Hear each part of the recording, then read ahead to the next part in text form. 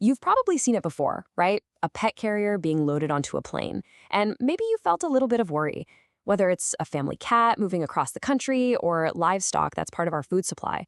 Sending an animal up into the sky is, well, a huge deal. Turns out there's a whole system of rules designed to make that journey as safe as possible. It's a question that pretty much every animal lover has had. What's actually happening inside that crate? Are they okay? Are they scared? Well, luckily, it's not just left up to chance. There's a really detailed system in place to handle those exact concerns. And today, we're going to follow that system all the way from the check-in counter to their final destination. All right, so where do all these rules even come from? Are they just something the airlines made up? Nope, not at all.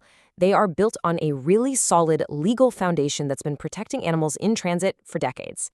And this right here is the cornerstone. We're not talking about some internal company policy. This is national law. It all goes back to the Animal Welfare Act of 1998 in the Philippines, which legally required that specific rules be created to make sure animals are safe and well cared for during transport. So, following that act, the Department of Agriculture put out this, Administrative Order Number 43. This is basically the official rule book, the instruction manual that lays out exactly what has to happen anytime an animal gets on a plane. Now, the official documents use a specific word for this whole process, carriage. And it's important to know this doesn't just mean the flight itself. Carriage covers the entire journey, the whole shebang, from the second an animal is checked in until they are safely released at the other end. So, once an animal is booked for a flight, who's really responsible for its well-being? Well, the main responsibility falls right on the carrier, in other words, the airline. They have a specific checklist of duties that they are legally required to handle. And what's really interesting is just how comprehensive this list is. It's not just about transportation. The airline is legally on the hook to make sure the facilities are clean, the journey itself is safe, and that the animal's most basic needs, like proper ventilation and even food and water, are totally taken care of. So what about that food and water requirement? When does that kick in? The rulebook is super specific. If the total journey time, that whole carriage process, is expected to be more than 12 hours, the airline must provide sustenance. It's a clear, non-negotiable line in the sand to prevent dehydration and hunger on those longer trips.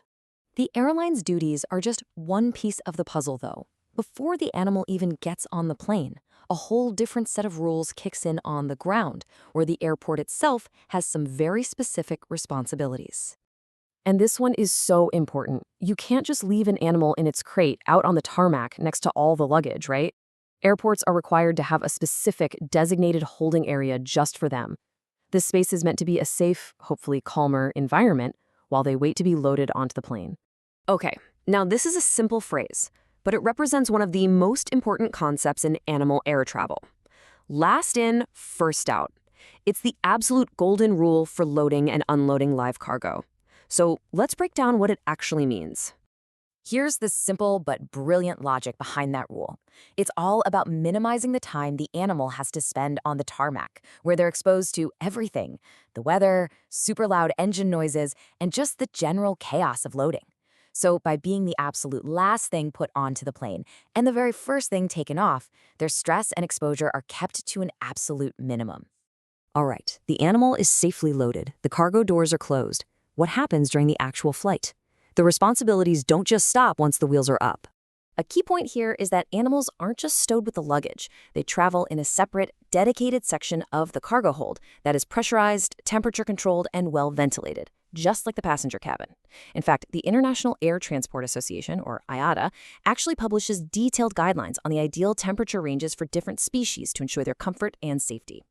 So we have this whole system designed for safety. But what happens if a carrier or an airport doesn't follow these rules? Well, the Animal Welfare Act put some real teeth into these regulations, establishing very clear consequences for violations.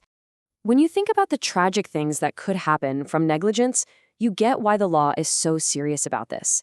The penalties are designed to be a powerful deterrent, and they include both significant financial fines and even potential jail time to make sure everyone complies. The first penalty is financial. A conviction can lead to a fine that ranges from 1,000 to 5,000 Philippine pesos, which serves as a direct monetary deterrent for any person or company found breaking the rules.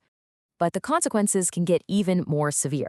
Beyond the fine, a violator can face imprisonment for a term of no less than 6 months and no more than 2 years. This really shows just how seriously the law treats the welfare of these animals. And that brings us to our final thought. This framework was established at the turn of the millennium.